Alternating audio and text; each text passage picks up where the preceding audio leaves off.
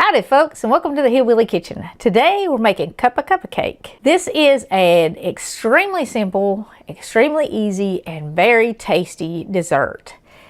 Dolly Parton's character in Still Magnolias made this, and in the movie her character said it's so rich that she serves it over ice cream to cut the sweetness.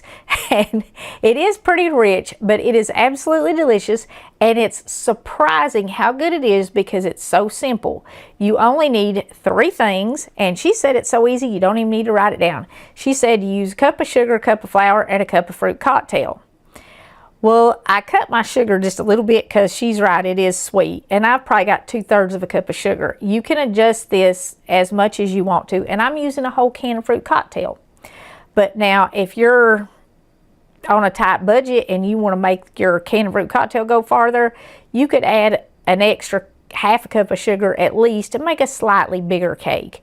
You want to bake this in a 9x9 or an 8x8 pan. I think this one is a 9x9, but it's going to make a small dessert. But if you needed something bigger, you could do the 8x11, I think it is, and add an extra half cup of flour and it come out just fine. It mixes up easy and it's super easy to make. You can use the fruit cocktail that's sweetened with Splenda and use Splenda for your sweetener or something like that. Some no calorie sweetener if you need to cut the sugar. And it would be a really low calorie dessert.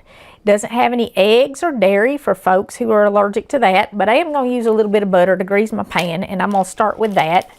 Turn your oven on 350 degrees and let it preheat. And you're going to bake this in a 350 degree oven for, if you add an extra half cup of flour, it'd be done in about 25 to 30 minutes.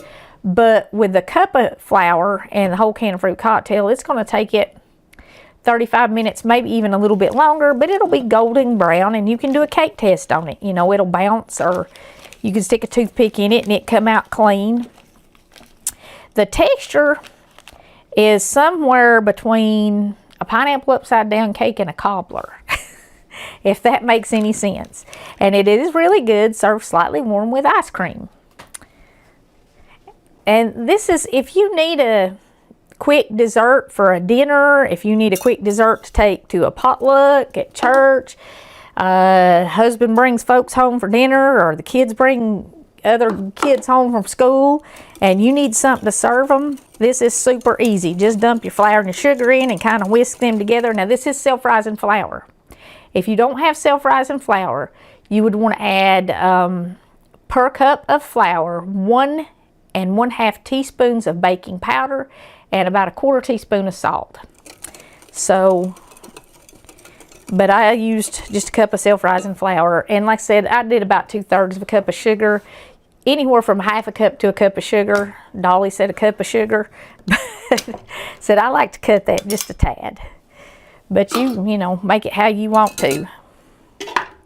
It'll mix up fine either way. And I just ain't got nothing to do with, you know, half cup of fruit cocktail, so I'm dumping the whole can in there. And this would be really good made with diced peaches or pineapple tidbits. It would be very much like a pineapple upside down cake with pineapple tidbits. Just dump it in there, juice and all. Don't drain it, because the juice in that fruit cocktail is the only liquid.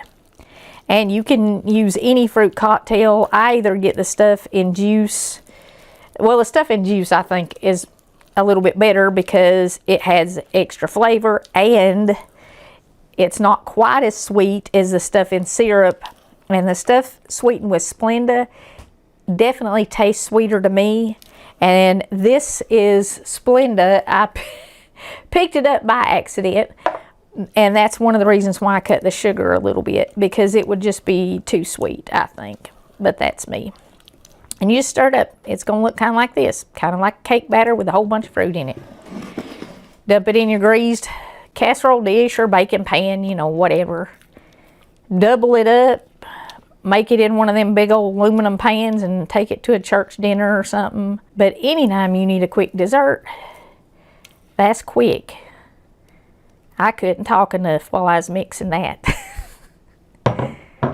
and kind of spread it out. Now all the fruit is going to kind of go down toward the bottom and the cake's going to come up toward the top like a cobbler. That's why I said it kind of has a texture between a pineapple upside down cake and a cobbler. Now you can add stuff in here too. You could throw in some nuts, you could add in vanilla, you could add in all kind of stuff. But the basic recipe, flour, sugar, and fruit cocktail. Or diced peaches, or pineapple tidbits, maybe mandarin oranges. I hadn't tried it with the oranges, but I bet that'd be good.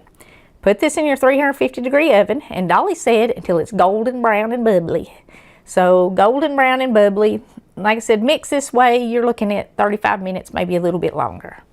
Okay, now it don't really bubble because I just took this out of the oven. But because the flour and the sugar absorb the juice, that's the only moisture in it, like I said, and the fruit all goes to the bottom.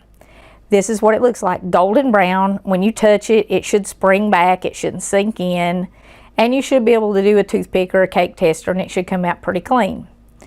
Serve it with a little ice cream, dust it with some powdered sugar. It's plenty sweet enough to just eat it like this, but slightly warm and a little bit of ice cream. You do want to give it 5-10 minutes before you scoop it out to set.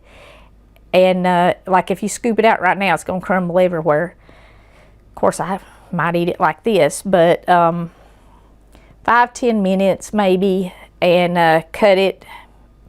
I would say probably 9 pieces for one this size, and serve it with a little scoop of ice cream.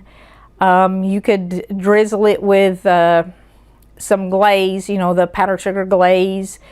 Just dust it with a little powdered sugar or nothing at all. Cream cheese frosting would be good on it. Anything like that would be good with it. Cream cheese and fruits are always good together. So this is an excellent recipe. It is super easy, and it's stuff you have in your pantry. Like I said, you don't need any milk, you don't need eggs, you don't need any butter, you don't need any, just self-rising flour, sugar, and a can of fruit, and you've got a dessert that folks are gonna rave about because it is so good. The texture is wonderful, the flavor is wonderful, and it couldn't be easier. It's back to school time, and this is a really good one for back to school because we need things that are not going to take all day to make, and we need things that are going to satisfy them. We need quick after school snacks, we need quick desserts, we need quick everything when we're running the kids around. So in the spirit of back to school, I want to share a verse out of Proverbs with you. Probably one of the most important things that you can learn for your success in life, whether you're in school or you're an adult working on a career. Most of us figure it out by this point in life, but choose your friends wisely, because the people you surround yourself with will determine who you are in a large part, and they will determine your success or your failure. Proverbs 13:20 says, "He that walketh with wise men shall be wise, but the companion of fools shall be destroyed." So choose wise friends, choose godly friends, choose friends who do the right thing, because friends can very quickly lead you down the wrong road. And your friends definitely influence the way you think and the way you behave. And like I said, they in large part determine your successes or your failures in life. It's proven with time, and God told us so we don't have to test it. Start young with wise friends. Thank you so very much for joining us again in the Hillbilly Kitchen. Try this Cuppa Cuppa cake, because like Dolly said, it's really good. And share our videos with your friends. Until next time, remember to put God first.